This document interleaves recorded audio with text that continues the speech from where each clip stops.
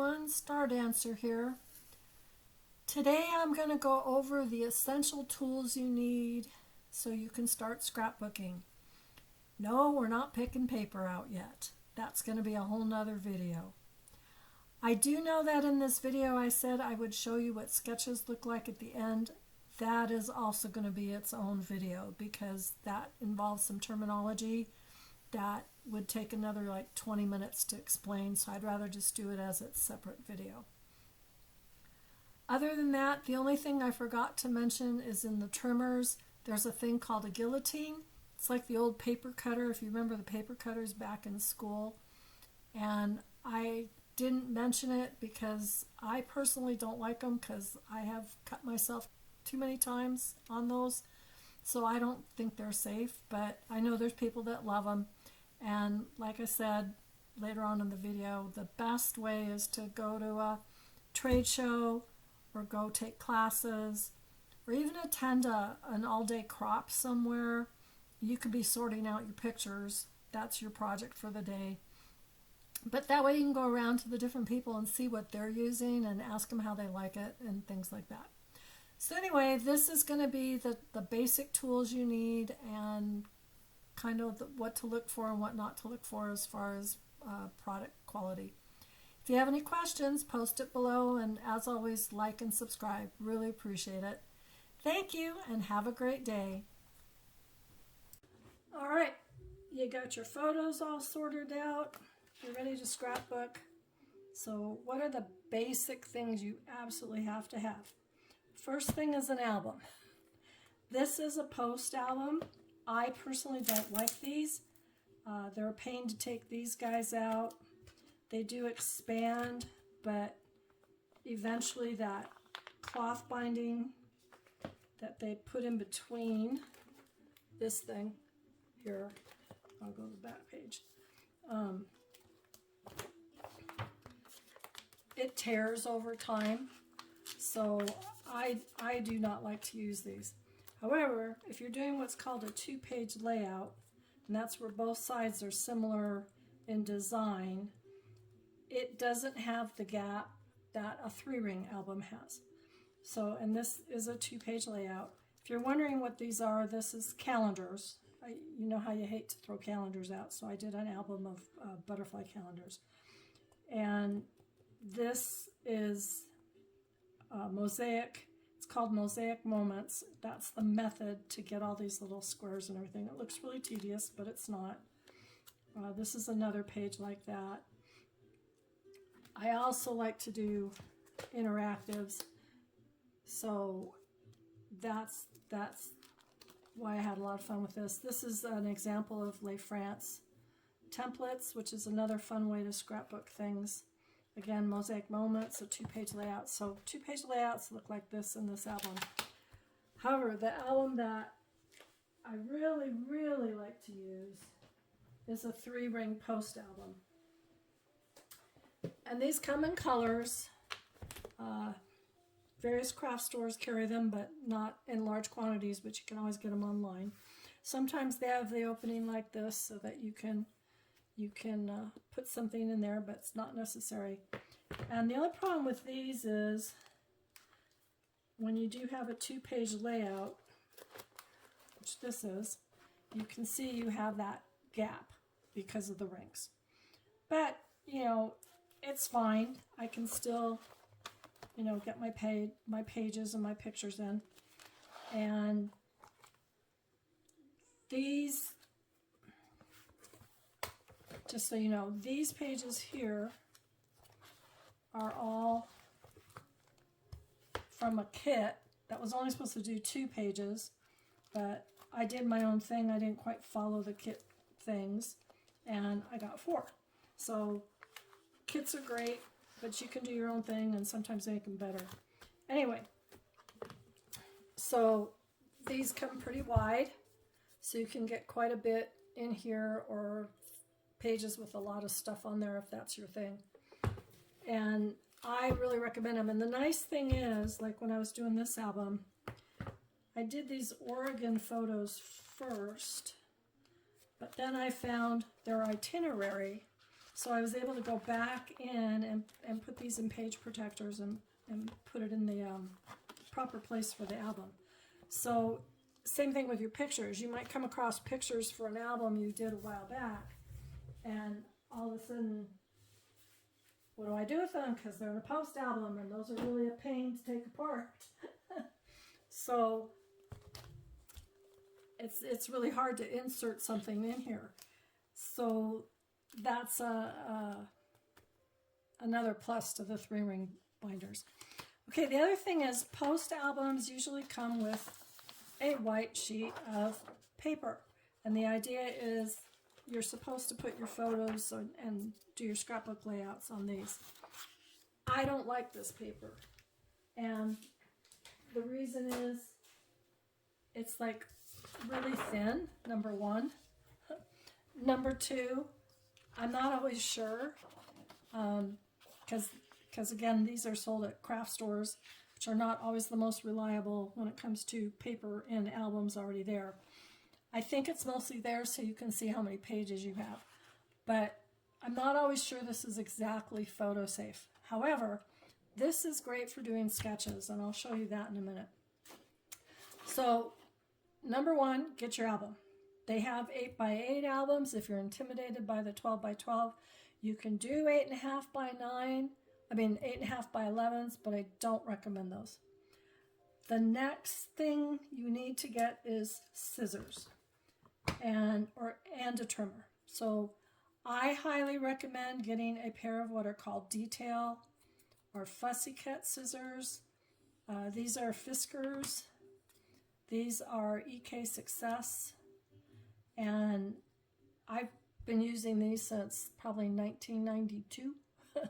And they're still really sharp. So I really recommend it. It's worth the price. I cut a lot. Tim Holtz has these with the wider grips. So if you have, as my dad would say, fat fingers, but if you also have really bad arthritis, these are probably a better scissor for you to use because of the wide handles. And it doesn't have to be the Tim Holtz brand. It just needs to be a good scissor for cutting paper.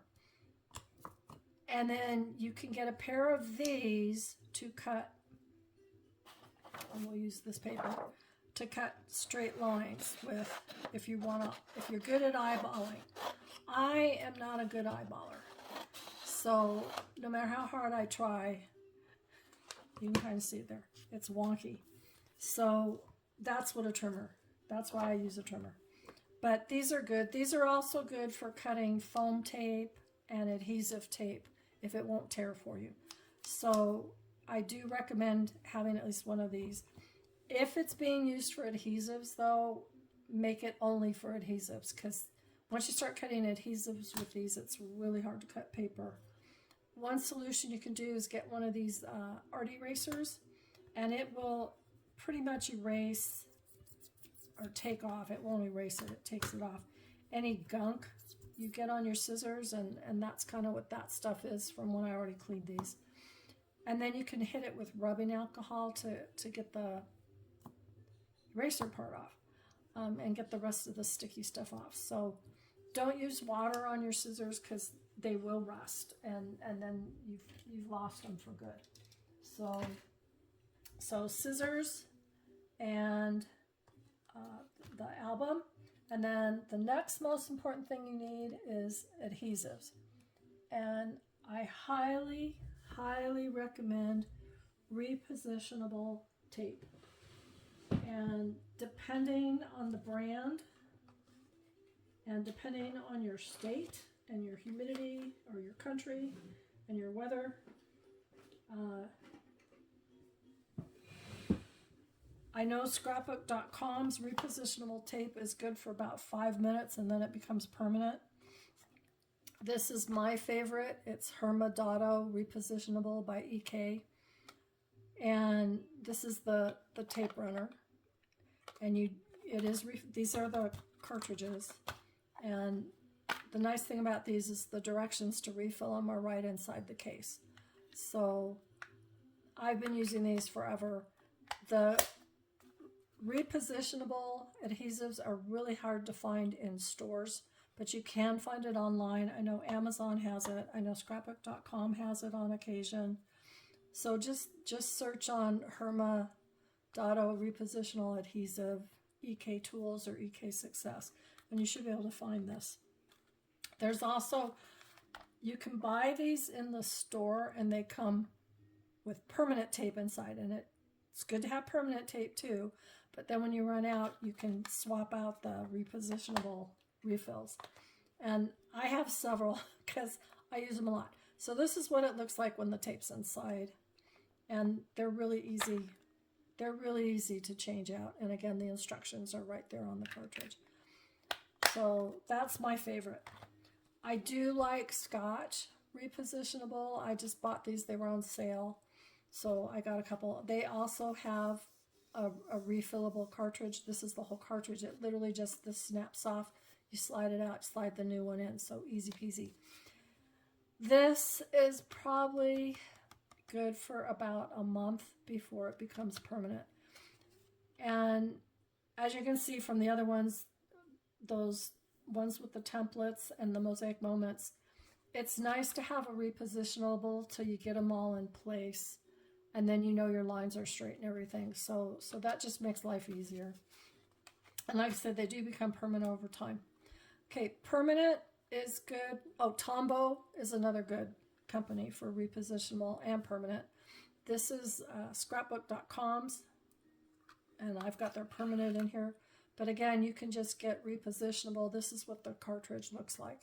And after you've got your permanent in and you're done using it, you can put repositionable.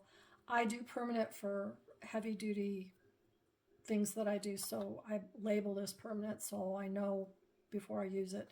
And these are really easy. They just go like, you take this little thing off and you just zip, zip, and you're done.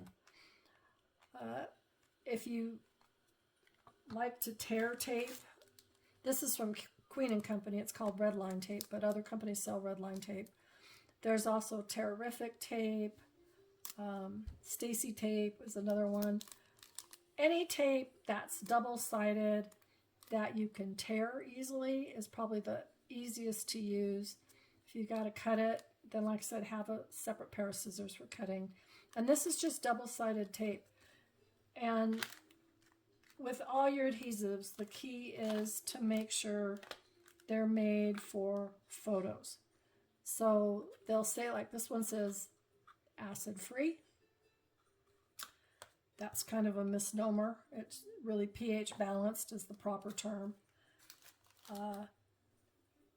They will say photo safe tape. I think that's what Scotch says, is photo safe. Well, somewhere on here it'll say photo safe or safe for photos. Yeah, photo safe right there. Photo safe is another keyword to look for. That's always important.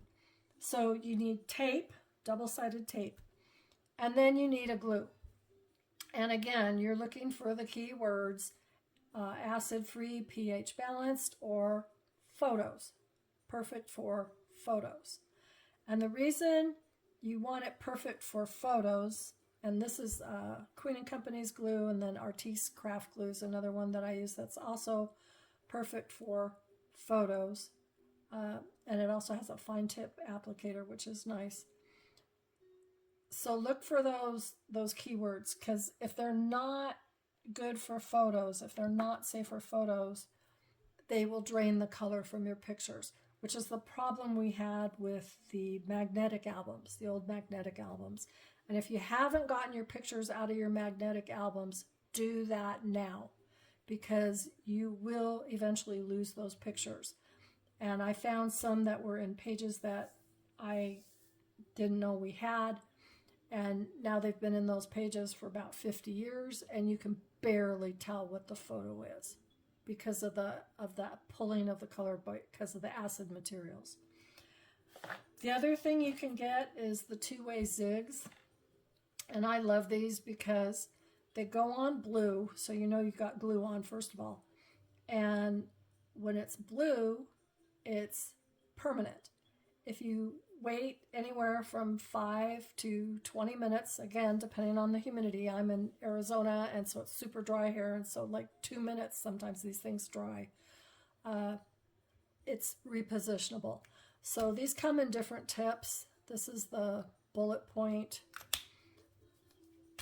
This is ballpoint for really thin lines or little dots. And then this is the chisel tip, and then it has a wide chisel tip, which I have yet to use. I got it for a piece of machinery that I use, and I just haven't even used it yet. So we have our adhesives, we have our scissors, we have our albums.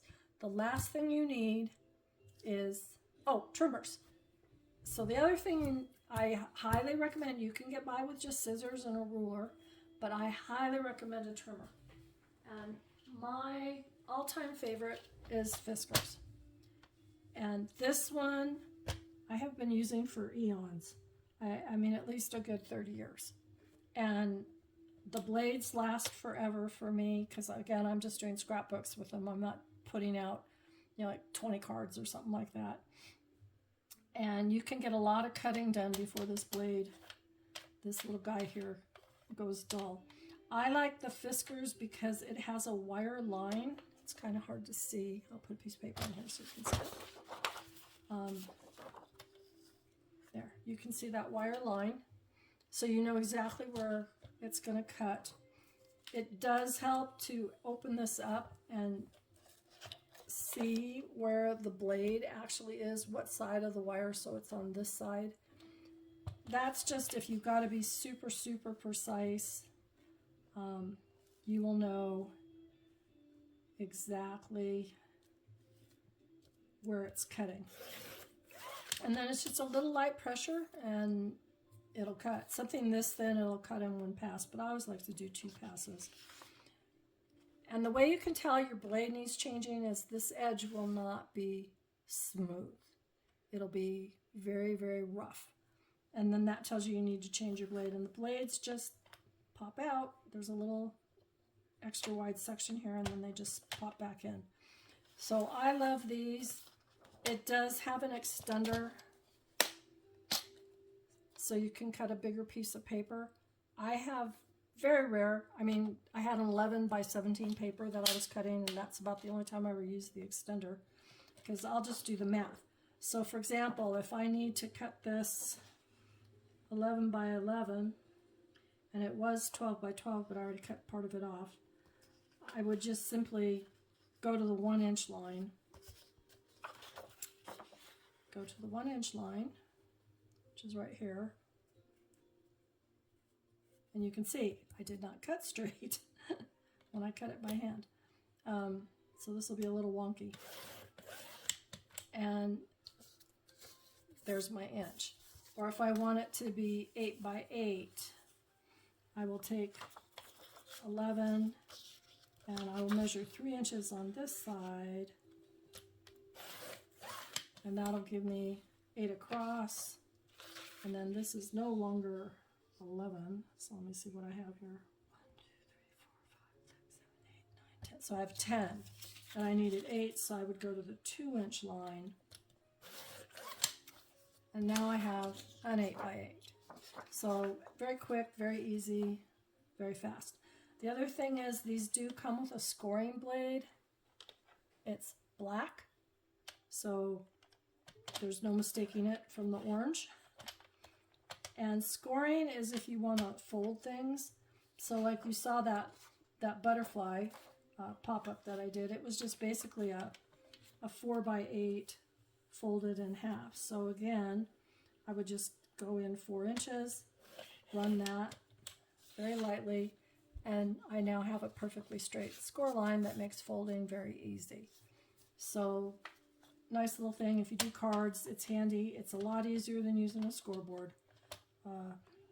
I have that too, so but you don't need those. So that's the nice thing about the Fiskars. It does come with a scoring blade. So trimmer.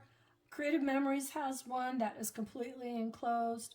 Takes very little pressure to push down and move it up and down. it's kind of something you need to try to figure out what you like best. I have found these at the thrift stores, and they usually don't have the blade in them, but you can buy replacement blades, so that's not an issue. So if you see one, you can probably pick one up for under $10 at a thrift store or at a garage sale. So kind of keep an eye out for them. They come in different sizes. I really recommend getting this is like 12.5 by 12.5, or what is this one come out to? 15. So get bigger than 12 by 12 if you can, because that way a 12 by 12 fits nicely in here. You can cut it very easily and you don't have any issues. And it is marked for different card sizes too, if you do want to get into making your own cards. So the last thing you need, that is an absolute must-have, is something to protect your work surface. And you might be going, okay, well, I'm only using glue, so what do I have to worry about? Because you're only using glue. And as careful as you're going to be, you're going to get tape, you're going to get glue on your work surface. So these are made that they handle the erasers really well, and they also can clean up with just a little spray bottle of water.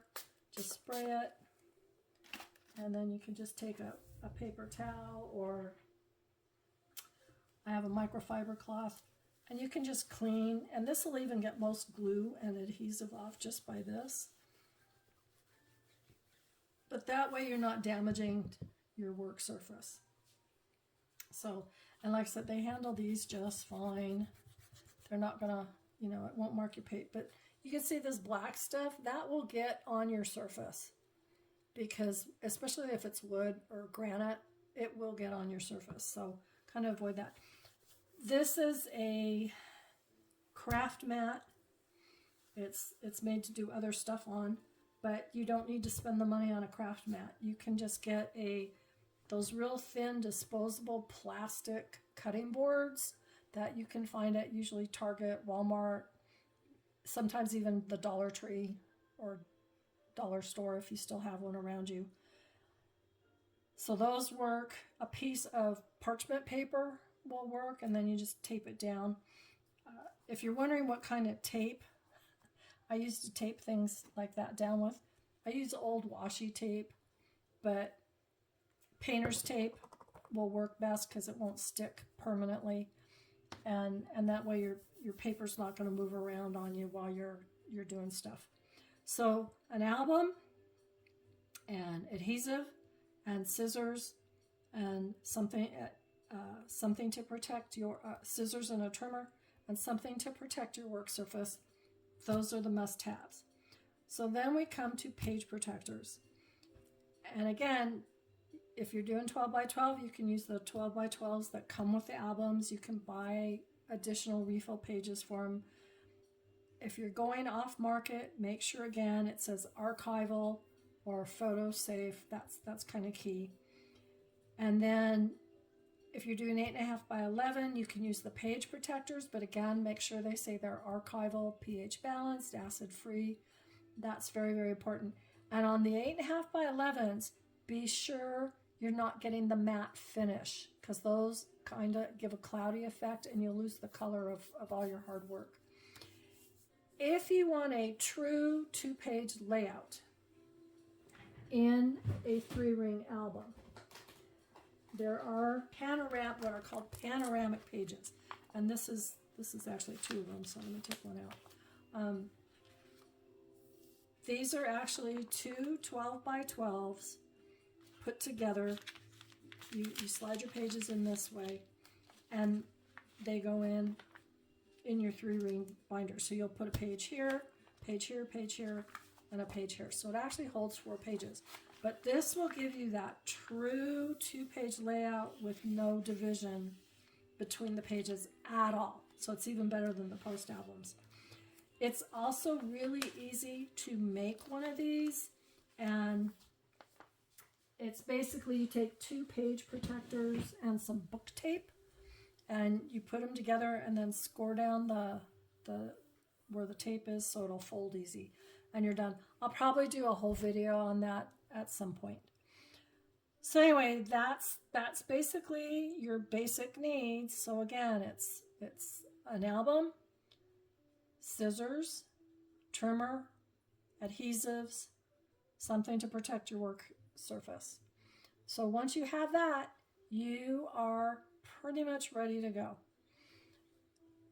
You're gonna want to have something to write in your scrapbooks, and again, you want an acid-free, photo-safe pen. And I like the Project Life. I also like these microns. They come in a couple colors. I also will use, where is it?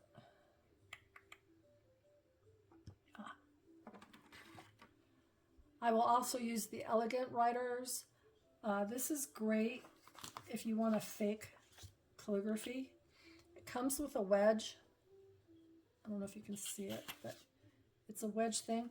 And all you have to do is, instead of holding your pen like you normally do, hold it up on a 45-degree angle, and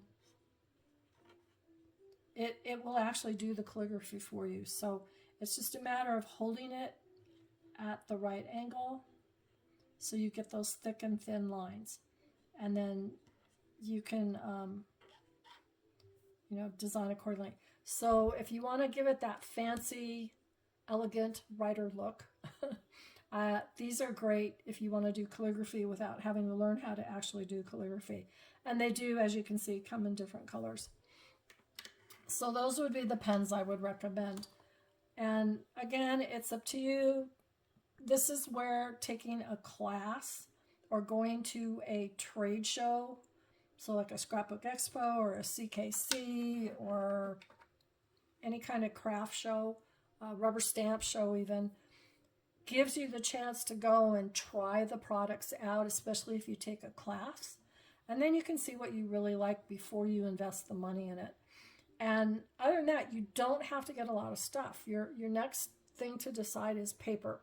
And that's a whole another video all by itself, just because it has to deal with color and what's the difference between matching and going with something, and monochrome. And then there's a lot of terms that you'll need to know because they're just the buzzwords and everybody assumes everybody knows what they mean. In the meantime, I would look around at your thrift stores and try to acquire some scissors, try to acquire some trimmers, a plastic workspace. Cutting mats are great too, but again, I wouldn't go spend them full price for an actual cutting mat.